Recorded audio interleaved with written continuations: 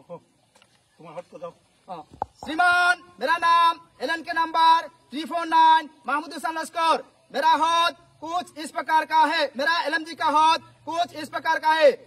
सामने मौजूदा पोजीशन से बैरल की सीधा दूरी तक अकेला दरखत, ये मेरा आम रुख से आधा भैया रेज 200 गज जुड़ीदार दरखत की बढ़ती दूरी लाइन तक, ये मेरा बाया हाथ आम रुख से आधा डाइना रेज 200-300 गज इलेक्ट्रिक का खंबा की बढ़ती दूरी लाइन तक, ये मेरा दाहिना हाथ आम रुख से आधा भैया 8 डिग्री मेरा एलएमजी का फेट लाइन आम रुख से बताया हुआ बाया हाथ तक मेरा प्राइमरी टास्क आम रुख से बताया हुआ सेकंड दाहिना हाथ मेरा सेकेंडरी टास्क बताया हुआ बाया हाथ से लेकर दाहिना हाथ तक, ये मेरा जिम्मेदारी इलाका है।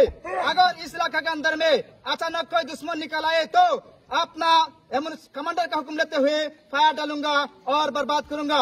अगर फायर डालने का मौका ना कमांडर का हुक्म लेने का मौका ना मिले तो अपना एमुनेशन को बचाव रखते हुए फायर डालूंगा और बर्बाद करूंगा।